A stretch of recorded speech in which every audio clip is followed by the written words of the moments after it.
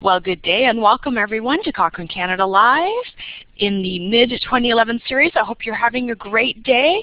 And for today's webinar in particular, this is webinar 2 of the series, Cochrane Thursdays in June, looking at learning and searching the Cochrane Library. And I just want to take a moment to acknowledge the funders of Cochrane Canada.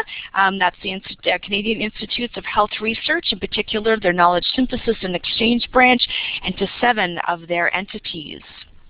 I also want to just thank PAHO, that's the regional office for the WHO for the Americas, to their Research Promotion and Development Division for providing Illuminate Live for us to conduct these webinars.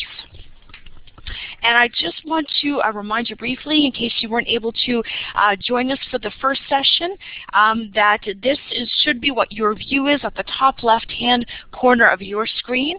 You should see your name along with the name of the other participants here. If you wish to ask a question during the session, just click on this raised hand button, and a queue will form in the participant window here, and then I'll be able to see that you're wishing to ask a question. And then I can instruct you to ask your question. And as well, there are emoticons, so from time to time during the session I may ask sort of for some feedback. Does everything look okay, sound okay, do you have any questions?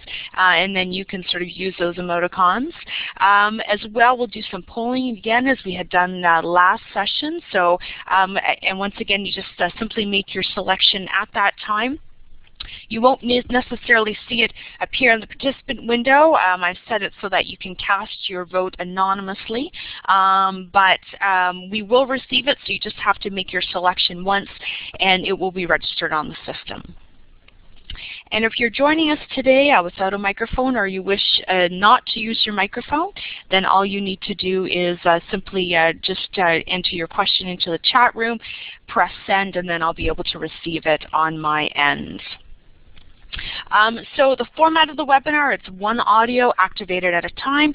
And so yes, when you want to ask a question, just simply click the raised hand button. I will instruct you when I'm ready to take your question.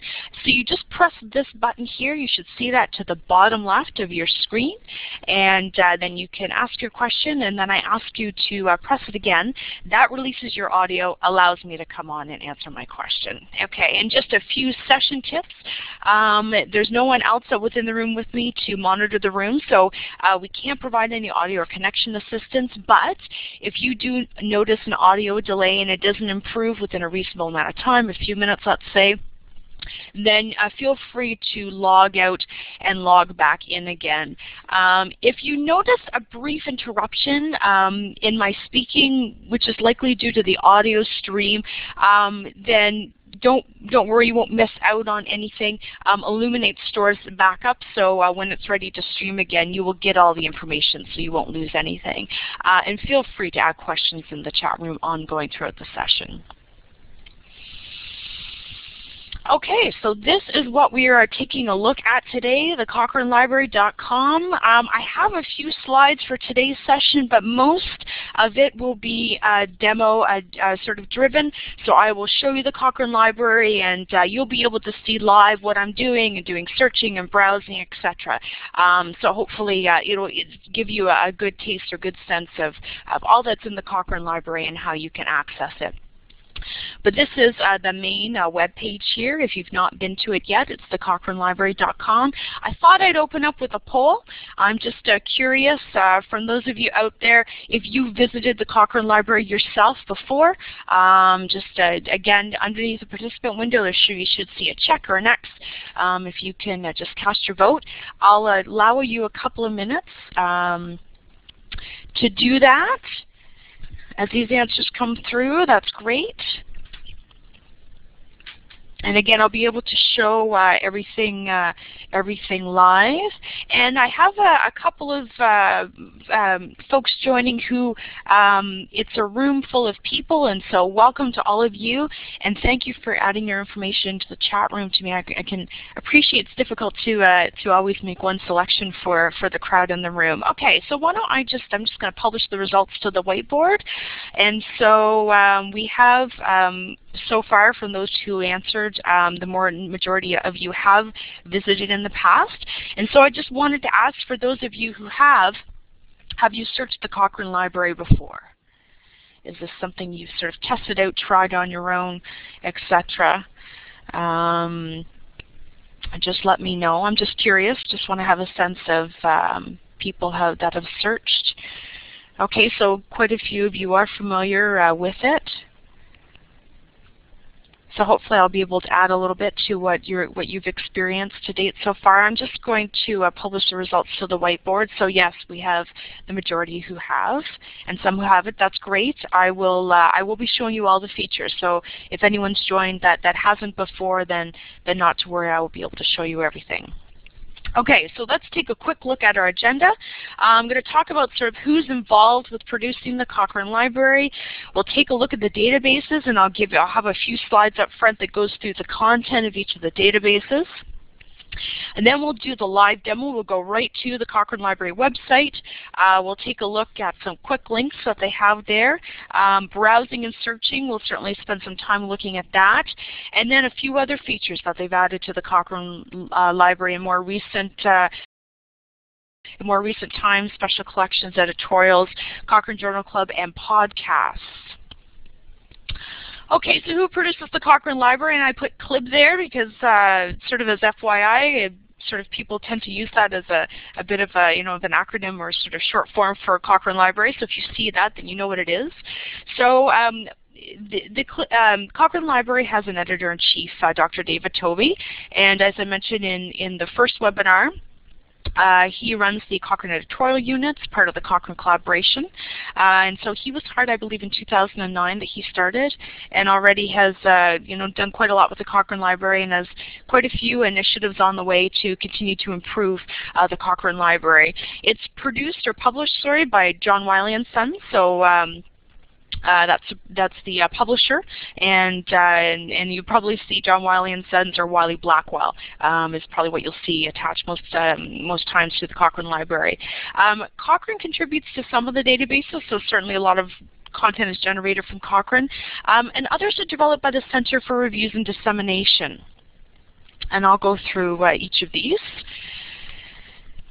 So at the top, what I've done is I've just outlined all of the databases. So these are just sort of the short forms that you may see ongoing. All of these are housed within the Cochrane Library. And then as I go through each one, you'll sort of be able to track where I am among the databases as I'm going through the information. So the first one we're going to take a look at is the Cochrane Database of Systematic Reviews, and perhaps you're most familiar with that if you're looking for Cochrane reviews. Because the reviews that are produced from Cochrane groups, that's where they are published. And so just to give a brief overview, we produce intervention reviews, so that would be treatment, prevention, rehabilitation, sort of any item that you're looking at intervening with. It could be a drug or a non-drug. We do reviews for those. We newly are doing diagnostic test accuracy reviews. We also produce methods reviews and overviews of reviews. And so, so just as the name suggests, it's that sort of bigger picture level, pulling together information from reviews as opposed to trials. Each of the items, so we produce protocols, so that's sort of the methods that are done before you produce a review. So both protocols and reviews appear on the Cochrane Database of Systematic Reviews. And just a little bit of background information, these are peer-reviewed before they're published. We also publish updated reviews, and so that question was posed the last webinar, how often are they updated? And it's around 2 years or sooner if needed. And they are peer-reviewed if needed. So not all reviews are updates are necessarily peer-reviewed, because it depends on what's occurred. And I think there are differences among groups. So I know the Cochrane EPOC group, for example, if they have more than just a few studies, or if the conclusions are changed, for example, then they will make sure that that's peer-reviewed. If there's just a change in the authorship, or if there's a minor correction needed, then it may not need peer review, for example. And the CDSR has an impact factor, and that's been for a couple of years now, and this is our impact factor number, and it means that we rank 11th among journals in the category of general and internal medicine. Not a lot of people know that there's an impact factor, which is great. And CDSR is published monthly. All of the other databases are published quarterly. but the CDSR is published monthly, and that's something that, that David Tobey has been able to institute since being in office as the editor-in-chief. So moving on, the next database is DARE, the database of the abstracts of reviews of effects. This is one that's produced by the Center for Reviews and Dissemination at the University of York in the UK. Again, it's published quarterly. They look at systematic reviews that are not included in the CDSR. So it could be other systematic reviews that are produced related to interventions, diagnostic tests, determinants of health. And in this database, what they do is once they have a certain set of criteria that they use for determining whether a review is systematic. They conduct extensive searches to locate articles, but what they will do is they will produce a summary of the review and provide a critical commentary about the quality. So not the full reviews necessarily on the database, but more of an abstract with sort of that critical appraisal. The next database is Central, and so you may also be familiar with this. That is the Central Register of Controlled Trials that's produced by Cochrane. It as well is published quarterly, and so what's contained in here are primary studies or trials. So it's not reviews, but it's at the trial level.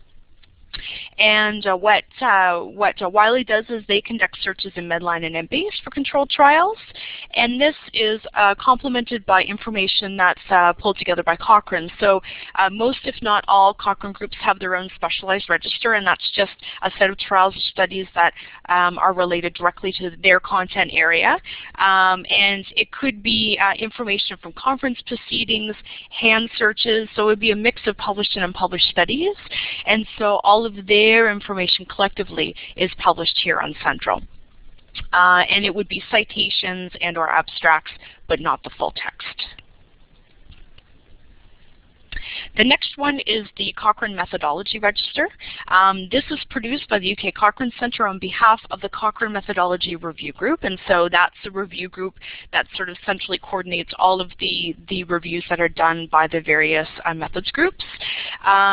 And again, this is published quarterly, and this, sorry, this having to do with studies, sorry, not reviews, I apologize.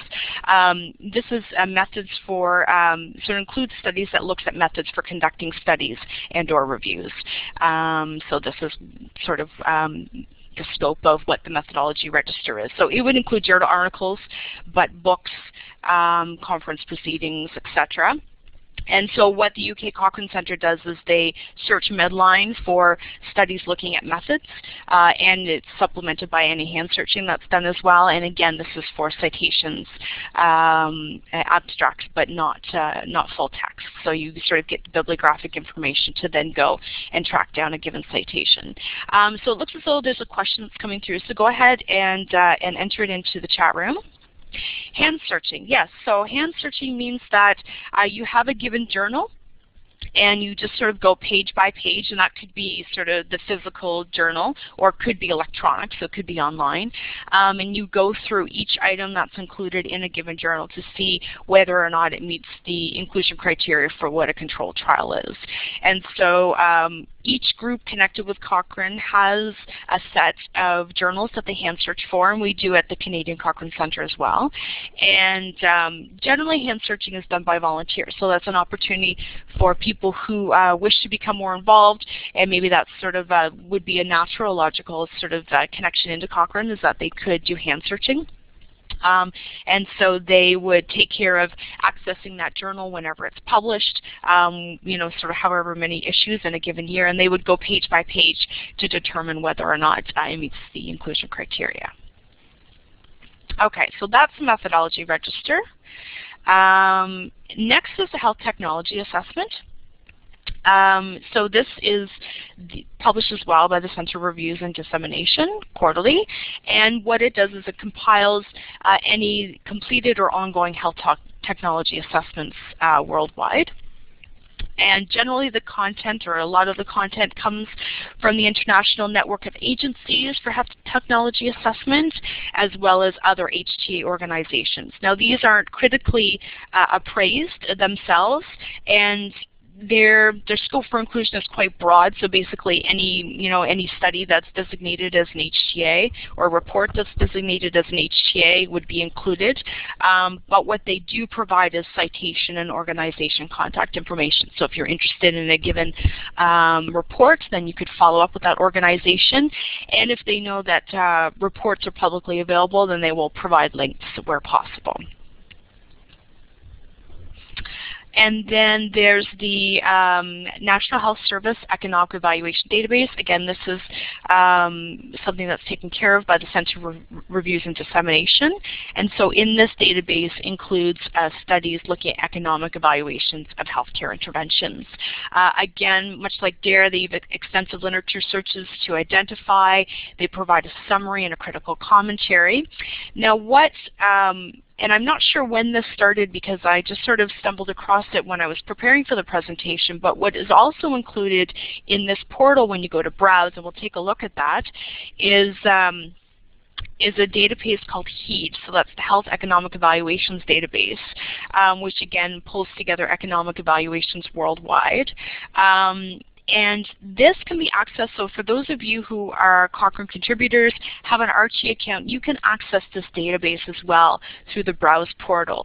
How much overlap is there between the NHS one and HEED? I'm not quite sure, I'm not too familiar with it, but those of you who are connected with Cochrane can search that. For those of you who aren't and don't have an Archie account, then you can certainly still search the NHS database on the Cochrane Library. And then finally, there is a database that houses information about Cochrane groups. So if you want to know more about a Cochrane group, you could sort of browse through there or search through there, and it provides information on the group, sort of their scope, and contact information. And a lot of groups have information here, but also have their own website.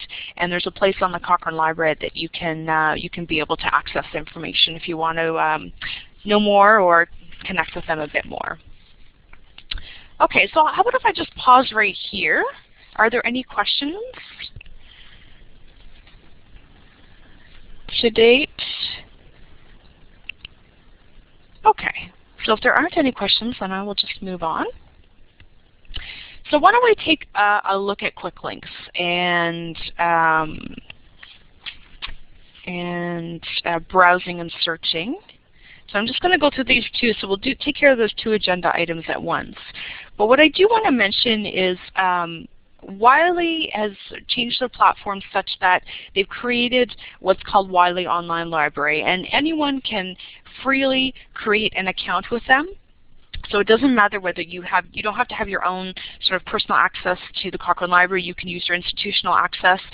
So regardless of how you access the Cochrane Library, you can still sign up for an account. And what it allows you to do is that when you're doing searches on the Cochrane Library, you can save searches on your profile so that you can access them later, or you can create an alert so if something new comes up you can be alerted, and other e-alerts. And with my account, I get a new digest every time the Cochrane Library comes out. It sends me everything new that's been published on the Cochrane Library. So why don't we take a look at browsing, we'll take a look at searching. So I'm just going to, this is just a screenshot to let you know that, and you will receive these slides afterwards, that all the browsing sort of takes place the left-hand side of the Cochrane Library. And then searching, if I go to an advanced search page, is what it'll look like. So you could do a basic search or you can do an advanced search. So how about if I pause there? What I'm going to do is I'm going to initiate my application sharing, and in a moment you should see the Cochrane Library pop up. Again, just as last week's webinar, this is a floating window, so feel free to sort of expand the width, and I'll just allow you a minute to do that. And once you've done it and you're comfortable with how your look is, then you can just send me a happy face through. If you want to not cover up the whole Illuminate interface, what you can do is it should allow you to scroll as well on the bottom. So if you've sort of widened it out a bit but still need to scroll to see everything that I'm doing but can see a little bit of Illuminate, then that's great. Okay, so I'm seeing some happy faces come through. So I will just, I'll just allow another minute. And for those of you joining on a Macintosh, the application sharing does a web push. So what it should do is open up a complete browser on your desktop, sorry, and then you'll be able to see everything that I'm doing. Okay, great. So you should be able to see my cursor here, so I'm just going to move it around a little bit. So this is the Cochrane Library. The first thing I wanted to show you were the quick links. And so it's these items here that I'm referring to. So if you're anywhere within the Cochrane Library, you just want to go back to the home page, you can just click there. If you want to sign up for email alerts, they have an RSS feed. If you want to sign up for Journal Club and get alerts for the new publications of Journal Club, then this is where you would access, and you can sign up for those. After today's session, if you want to refresh your information a little bit about the Cochrane Library, about Cochrane Systematic Reviews of Protocols, how to get involved, how to use the library, so they have detailed information on how to use it, and there's also a search manual as well, then you can access there. And maybe I'll just click there for a second just so I can show you what I mean. So this is information just about how to use it. There's some quick reference guides here that you can access. There are live online training workshops or webinars that Wiley produces as well. And there's some modules. So if you want to go back and refresh on a few things, then you can also launch their modules. If you want to access the search manual page, then I just click here. And this has quite a bit of information about browsing and searching, etc. Okay, so you can access that at a later date. Okay. And the Access portal, if you want to register for Wiley Online Library, you can access through there. There are some countries who have free online access for nationwide. Then that provides information as well here. If you created your account and want to log in, then that's where you log in. And there's other information in here as well about how to obtain it, etc. And finally, the Help portal. So if there are information about changes that they've done to the website or any known issues that they're in the process of fixing, then you'll see that under Website Updates. Publication dates and deadlines, so that's more for Cochrane folks in terms of when information will be published for the next issue. Customer service is what I want to bring your attention to. And so if you notice there are any issues with searching the Cochrane Library, if you have any questions or any technical assistance, then you can add a query in through there. And I believe that in order to do that, you need to have an online Wiley account. So creating your free account is actually quite important. It allows you to be able to obtain customer service. Okay, so I'm just going to go back home here. So those are the quick links. So why don't we take a look at browsing. So I'm just going to scroll down a little bit. And then, so I'm just going to talk first about this topic area here. And so all of the Cochrane reviews have been compiled into different topic areas, and so you see these here. And so looking at the first one, anesthesia and pain control, you see there's 163 reviews that have been done on that. And so, if we wanted to sort of browse through for something, let's say an exercise for diabetes, and I'm just going to scroll down a bit, then I would look under endocrine and metabolic, diabetes, click there. And then I'm just going to scroll down, and under here at the bottom, there's type 2. So let's say I'm interested in type 2 diabetes exercise, and so here you have a list of all the reviews. And so each of these is a hyperlink, and it links you through to the actual review, and we'll take a look at that in a minute. And then there's quite a few reviews that are listed and sort of compiled in this area, and so then I can scroll through and just say, oh, okay, right, this is the one I'm looking for, exercise for type 2 diabetes. So that would be the one that I could link through. So that's browsing. So I'm just going to come back to the home page. And I'll just scroll down. And I'll try to remember to go slow because I know things are refreshing on your end. Okay, I'm just going to scroll down until I can collapse this list again. Okay, and let's look at the other browse options here. So there are new reviews, updated reviews. There's an A to Z list of all the protocols and reviews, and then by Cochrane Review Group, And then they have a different topic listing, which is a little bit different than up here, and this is done directly by review group name. So let's take a look at the new reviews. And that'll just allow it a minute to refresh. I can see it sort of scrolling through and working on my end. I apologize, there may be a bit of a delay. It may take time for things to upload just with this application sharing. But you should see it. Now you can see at the top left that I've already signed in to Wiley Online. So anything that's new in this current issue is shown here. So again, this is a hyperlink directly to where the review is housed. You can access it as an HTML or PDF. If you click on this link, though, it will bring you to a view that you could access both of these as well as other information, and we'll take a look at that in a minute. As you can see, there are tags, and in one of my slides, I've sort of outlined all the different tags. So you can tell if something's obviously in your review, which it is on all of this list. You can tell what's a review. You can tell what's a protocol. If it's a diagnostic test accuracy review, or in this case it's a protocol, then it will be labeled diagnostic. If it's an overview, it will be labeled accordingly. Let me just scroll down a little bit more to see if there are any other tags. This gives you a sense. So all of the reviews that have been published in a given issue are shown under new. And so this is reviews protocol, so any item that's been published. Okay. So let's go to updated reviews. Okay. And then so you can see any of the reviews that have been updated. So whether so if it's an updated review, it'll show. If the conclusions are changed, that's another label that they can add on. And as well for protocols, if there's been a major change to the methods in the protocol before they've conducted the review, then it will be signaled on this page as well. So that's updated reviews. And I'm just going to click on the A to Z in listing. Okay, so this gives you the A to Z of all the protocols and reviews, and they're all listed alphabetically. At the top, you can just look at protocols, or just look at reviews, or look at everything. So by default, everything is shown, but I could click on protocol, and it will list only the protocols that are on for CDSR. If it's a methodology review, there's another one. If it's withdrawn, then they notify you and the reasons why it's withdrawn. So those slides are handy. And then by review group. Okay, so in this view you have a listing of all the review groups, and so if we were just to click on one, the Cochrane back group, for example, then you can look at information about the group, reviews, what reviews that they've undertaken. You can see which ones are diagnostic test accuracy, for example, and then protocols that they have in the works.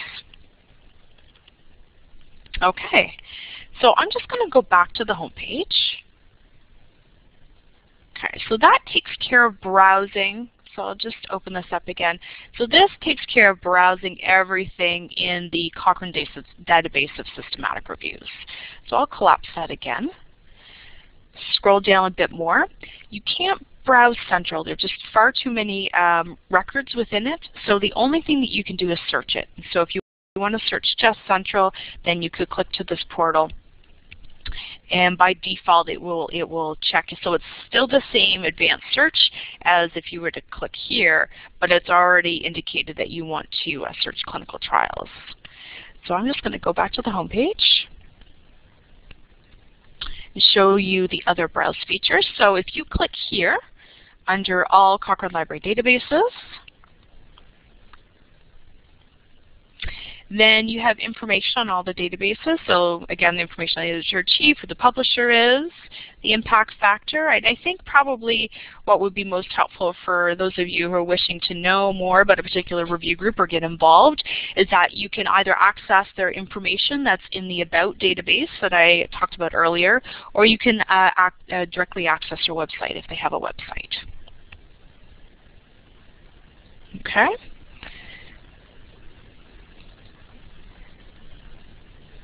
Okay, so that's About Cochrane. I'm just going to scroll down again. If we were to browse through DARE, so I'll click here, Okay, so this shows all of the records that are within DARE, shown alphabetically. And here they use the tags as well. If you can see at the bottom, maybe I'll scroll down a little bit. They also use the new tags, so you know what's new for that given issue.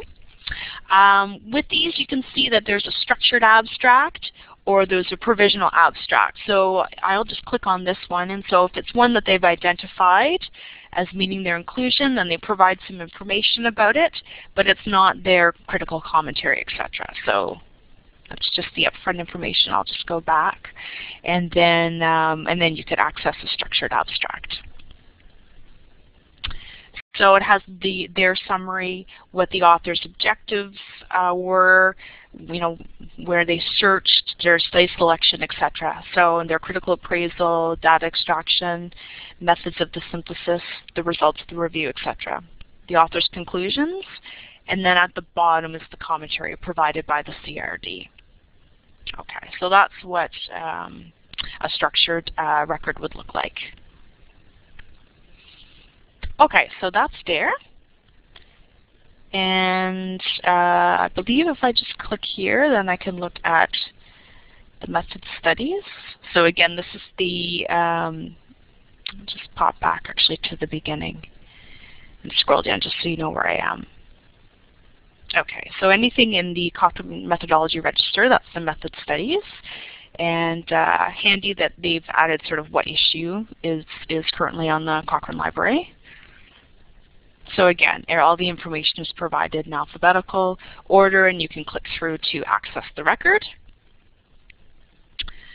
Technology assessments. Again, they're listed alphabetical order. Anything that's new is flagged accordingly, and you can click through to the information that they have.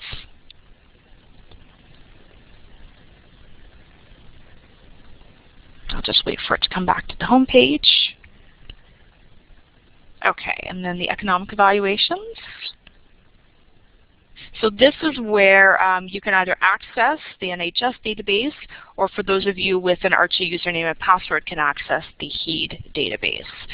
So if I click here, you can access, so everything is shown alphabetical again. You can access the ones that have been critically appraised. Other economic studies are those that are in progress. They haven't done the critical appraisal yet, and then the default is that they show all studies. Okay, and I can see that my view, I can't see all of the information under the all the browse resources, so I'm just going to come back to the Cochrane Library homepage, and I'll scroll down again.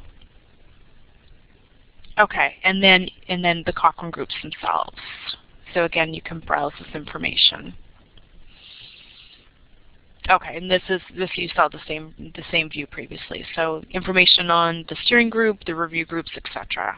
If there's been an update to the information that they that's indicated. Okay, so that's browsing. So again, everything appears sort of on the left-hand side as you scroll down. So that's where all the browsing features are. And we'll take a look at these afterwards. So one of the questions is, why would a protocol or review be withdrawn? There could be several reasons for that. One is if they want to take a review and they decide to splice it, so they realize that maybe there's a lot of information and they want to create sort of smaller separate reviews that they link together. That's one reason why it could be withdrawn. I'm not sure what they do with stable ones. If they realize that, I know that they can add a flag about reviews that are stable and therefore the information is not updated anymore. And if it's a review where it's being superseded by another one that's in progress, then they'll withdraw it and they'll indicate that a different review is being done. So that gives you a couple of ideas as to why a protocol or review would be withdrawn. Okay, so let's go to the advanced search. Just allow me a minute here. I'm just doing a few settings on my end. Okay, so why don't we spend some time looking at searching.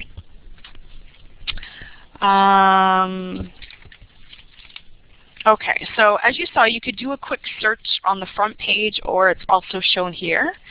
and it defaults to title abstract keywords. When you click this down arrow, there are a few other options. By far and large, you're probably going to be using title abstract or keywords. If you search alt text, for example, if your term comes up anywhere within the record or within the review, because you sort of need to remember again that we're not just searching Cochrane reviews, but this search interface is for everything in the Cochrane Library, that it will pick up that word wherever it is. So it could, if it's a given sort of intervention that isn't directly dealt with in a review, but is brought up sort of in a discussion, looking at sort of contextualizing information, but not directly sort of the point of the review, then it will be picked up. So you're going to get quite a few more hits that way. So probably for most of what you're going to be doing, searching with title abstract or keyword. But entering a certain term like diabetes could give you quite a few hits. Okay, so if we search for diabetes, here we are at 190 reviews, and so I think given what your question might be, you need to be a little bit more thoughtful as to how you're putting your search together. So I'm just going to go back to the advanced search for a second. And so you can see that there are 5 fields. With each one of these, you still have the same options. Something like keywords, so there aren't keywords attached to a Cochrane review. For example, what if you think of if there's an article that was pulled from Medline or Embase that was put in Central, for example, there might be keywords within there. Same with publication type. We don't attach publication types to a review because it is a review in of itself. But if you're thinking about something that might be in Central, maybe something that was pulled even within the methods register, then there might be a publication type that might make sense. Thinking about source, so again, just just thinking about information in the technology assessment database, information in the clinical trials database. They're pulled in from different sources. Some of them might be journal articles, etc. That could be a place where you search for source. And I can't imagine that you would use the digital object identifier too much unless if you're looking for a specific item that you know exactly what that number is, but it is an option within there. So, and again, you could search for author if you're looking for something for a particular author, for example. So I think by far and large, you're probably just going to be using title, abstract, or keywords. And then here's when you can enter each of your search terms. And you can link those terms or specify how you want your search to be run, whether you want the terms together, whether you're looking at something that excluding one term over another, then we can use what are called Boolean operators. So I thought I'd just take a moment. I'm going to just adjust my view of the screen, and yours too will appear just different in a minute. So I'm just going to minimize this. You should be back at my slides, and it'll just take me a minute to just modify things on my end. Great. Does everyone see the slides at this point? Can I get a happy face or okay? So you're seeing my slides. Okay, so let me just move ahead. So do you know how Boolean operators work? I just want to get a sense from people what their familiarity is with Boolean operators. So go ahead and select your check or your X. And for those of you who are participating within a group, you can just let me know in the chat room as well. There is some familiarity, yes or no, among you. Okay, so let me just publish the results to the whiteboard. Okay, so we have a mix of knowledge level, which is just fine. So I will take a minute to walk you through this. Okay, so we have the 3 Boolean operators are and, or, not. And so if we were looking for a review that was looking at exercise and diabetes, then what we're thinking about here is that there's a pool of records here that have the term exercise within it. There's a pool of records that have the term with diabetes. And so what we want when we're saying and is we need to have records that have both terms. So more or less we're looking at the part that's in here. So we're looking at this area in here. So when we're doing an and search, this is what we're doing. We're looking with records with both terms. If we're looking at something with an or, so if we're looking at something, so we're looking at thinking about synonymous terms is a great example of something that you would use this for, or it's, you know, different terms used for the same condition, etc. Maybe even thinking about different spelling, so you know, sort of British spelling versus American spelling, for example. So those would be examples when you would use or. And so if we're thinking about records with the term swimmer's ear, and then also records with the term otitis externa, then we want all of them. We want all of them. When we're saying or, we want any article that has either of those terms. When we're thinking about not, and so if we're thinking about, we want articles that are looking at asthma but not in children. So we want to look at, you know, asthma occurring in adults. Again, you would have records with the term asthma. You would have records with variants, and you can see I used a truncation to be able to pick out child or children, for example. Then you have records with those terms. And so when we're looking at not, what we're saying is we want the records with asthma, but not the ones with child or children in it. And so you have to be careful about this use, because about whether you mean to exclude those two. And so if we're thinking about a review that looks at asthma both in adults and children, we don't want to exclude the reviews that have children in there, because there is information on adults as well. So we have to be careful with the use of not, but it does exist and it can be used. Okay, so why don't we, maybe I'll just move on to my one slide first, and then we'll go back to the live demo. So other searching tips, so you can use quotation marks if you want to use an exact phrase. As you saw, I used a truncation character, so you can use the asterisk for multiple characters. So this term here will retrieve pregnant, pregnancy, pregnancies, etc. If you just have one character that you want to replace with, so antibiotic question mark will retrieve antibiotic and antibiotic. So it's just replacing one character. Those are just a few search tips. What I'm going to do is bring back the live demo in just a moment. Okay, so we should be back on the Cochrane Library. Is everyone seeing that?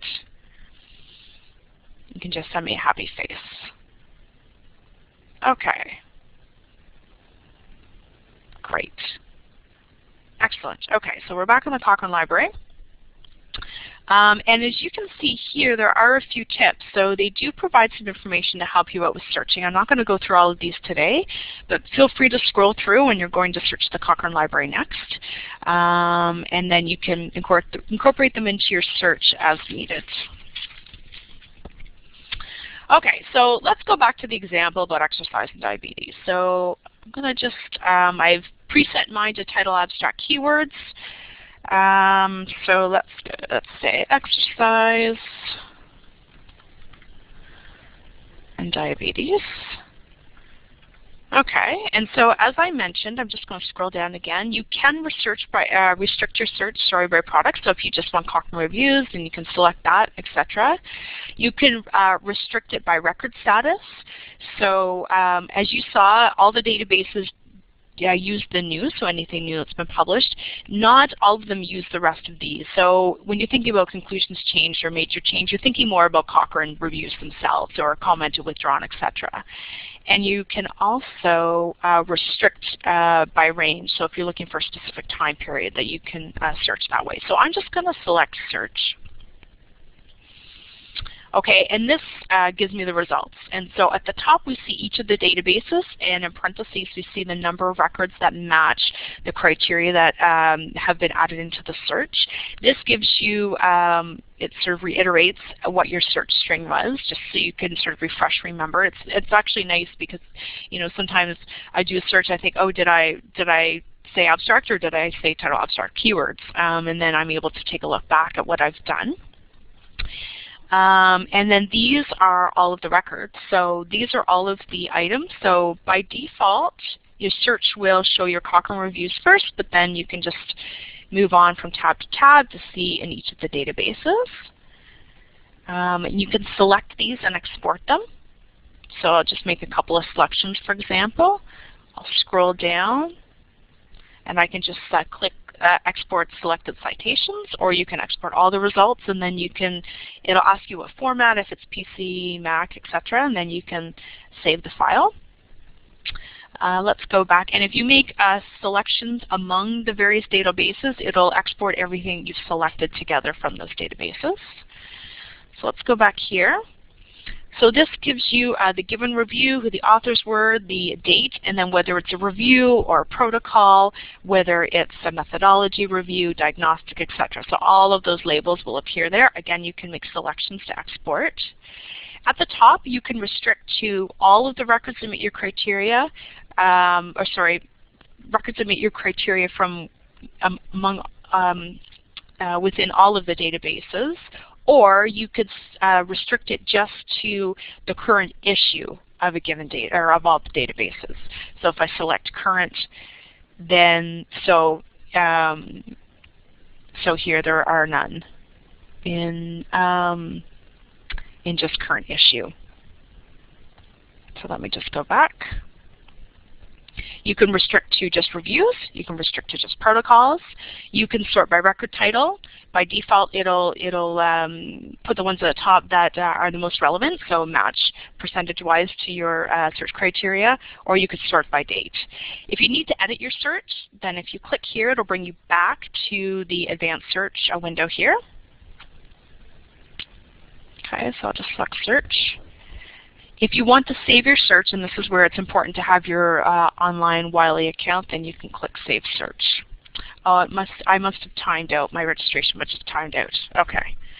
So I'm just going to go back to search history. Okay. And then click here. Okay. So I'm back to where I was. So, so that's your advanced search. There's also mesh searching, which you may not really need to do on a sort of for the casual user. I probably think that mesh searching is not what you need to do.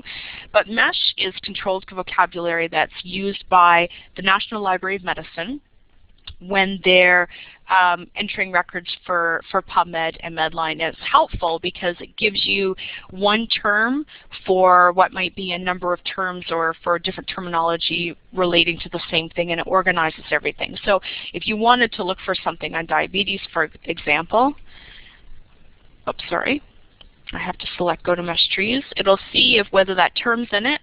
It's not in the tree, but it looks for synonymous terms. That's the thesaurus.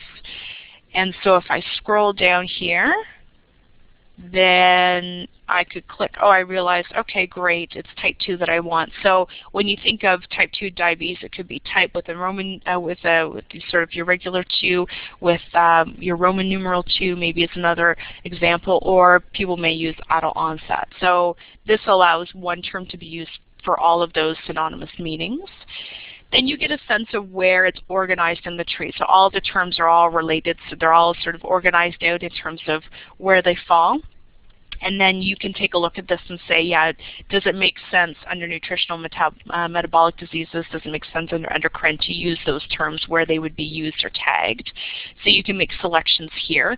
You know, do you want to use both, where it resides in both trees? Does that make sense for your search, yes or no? You could search just the term by itself, which means that specific term would have to be used, and it excludes those that appear underneath of it, so that are related to that larger category.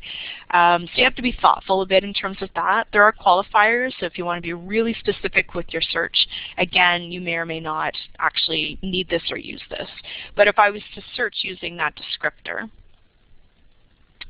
then I get a sense of all the records that come up. And this is something where if you want to use a mesh term with sort of a text word term, then you could OR them, and then it pulls out everything with that mesh term as well as everything with that sort of text word term that you entered in the search box. Okay, so that gives you a sense of saving, editing your mesh terms. You can go to your search history. And so if I scroll down a little bit, then this gives you all the searches that I conducted today. And so this is a place where if I search for this mesh descriptor, by itself, if I search for diabetes by itself and then search for exercise, then I could combine all of those. I could combine the mesh descriptor and diabetes with an OR first, and then I could and it with the exercise to pull out what I do. And I've done this just sort of on the side, and by adding in the mesh descriptor, I ended up with the same number of Cochrane reviews that were on exercise and diabetes. Okay. And then your saved searches. Oh, sorry. Again, I was logged out. So this is where you would see your saved searches. And then you can click them and run them, etc. Okay, so why don't we take a moment to look at a Cochrane review, a given record of a Cochrane review. Just allow me a moment to refresh here.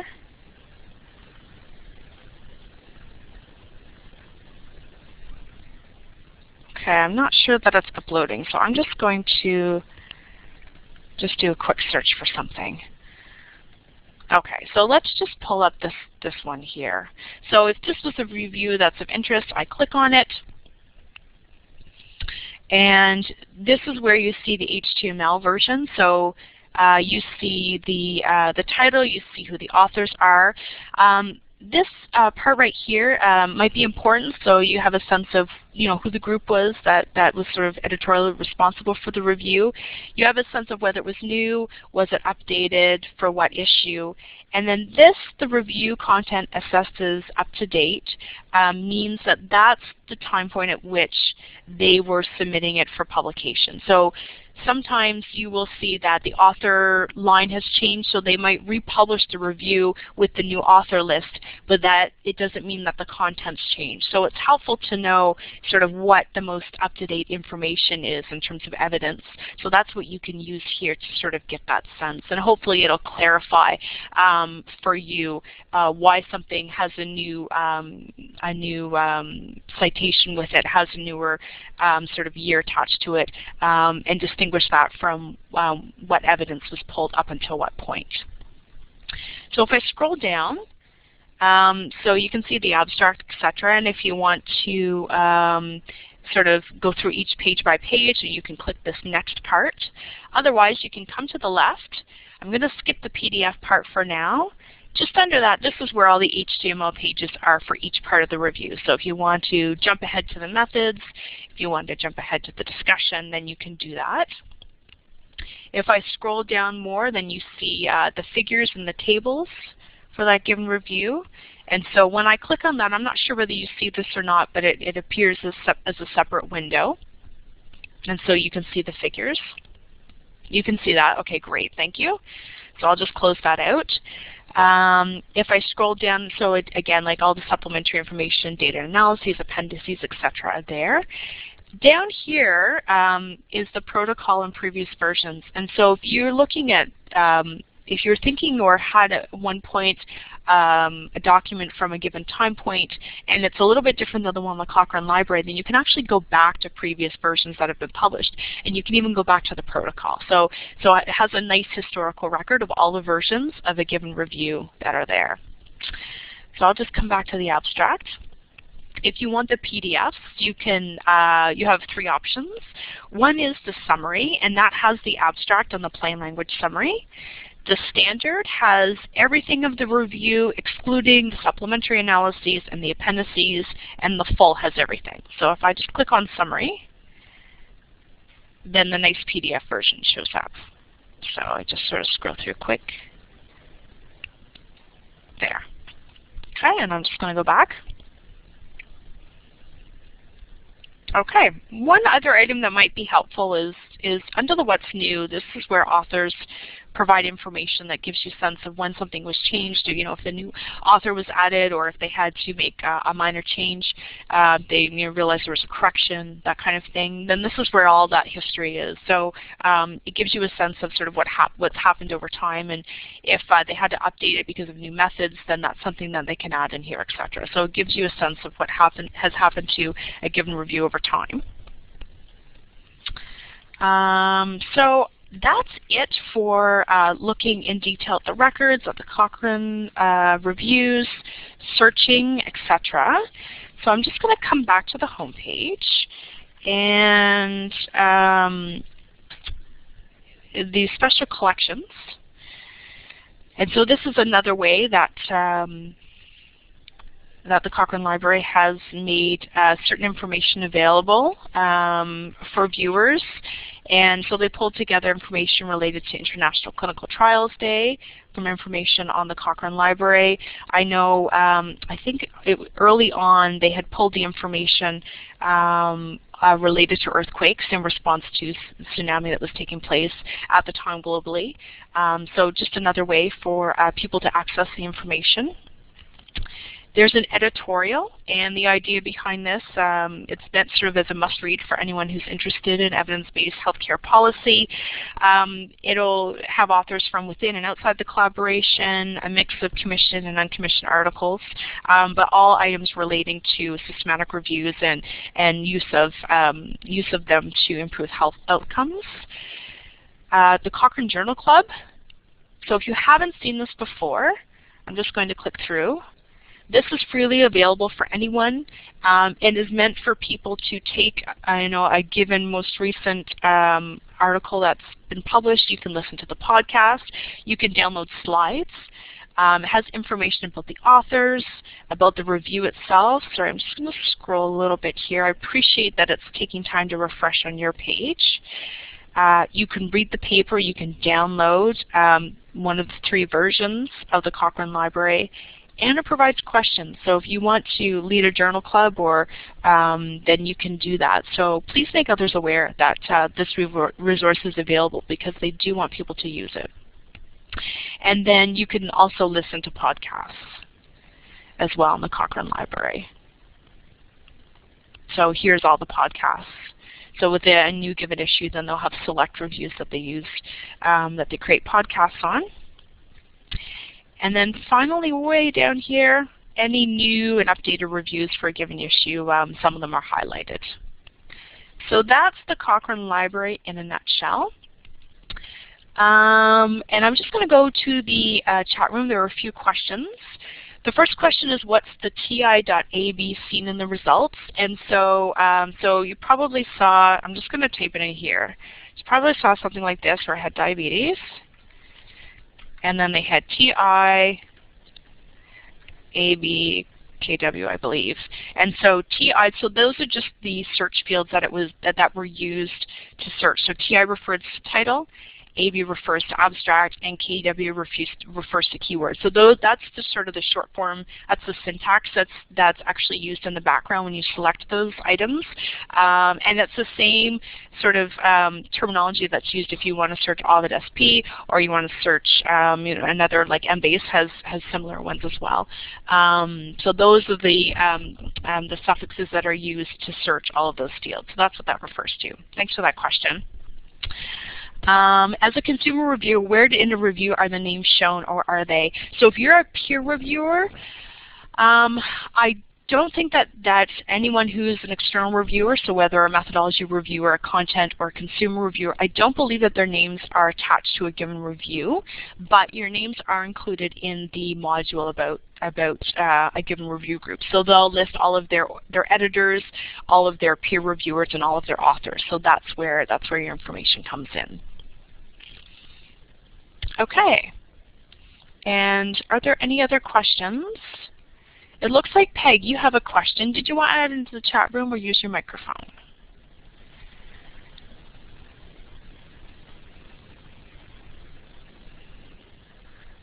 Okay, so okay, great. So I'll just clear that then from the screen. Thank you very much.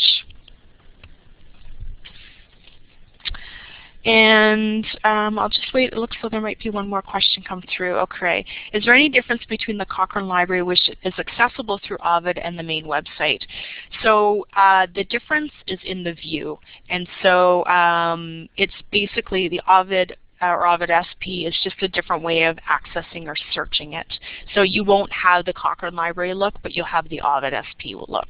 But you should be able to still search all of the data, just as you would search here, you should be able to search all of the databases. I'm not as familiar with Ovid SP as I am with the Cochrane Library. It's been a while since I've had to use it, but you should still have the same search functionality, it just looks different. So you still should be able to mine the same information. Okay, so I'm just going to stop the application sharing. So it should come back to the screen here. So I just included a few slides when I send them through to you about mesh, the search history, save searches. And then this is the screen capture of the status tags that could be attached to a given record and what it means, so what the definition is. Okay, and we've looked at these items already. Okay, well, we're at the end of our hour.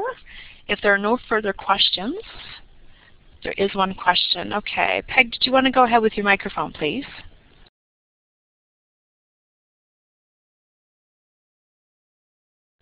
Okay, so it may be that your microphone's not working today. So since we're at the end of the hour, I will wrap things up. And Peg, if you want to send me a note yourself, sort of offline, then feel free to do so. So once again, thank you for joining me. I hope this has been helpful, that you've learned a little bit more about searching the Cochrane Library. Again, don't hesitate to contact me if you have any questions, and I'll be happy to help. So looking forward to seeing you back here, same time next week. Have a great day.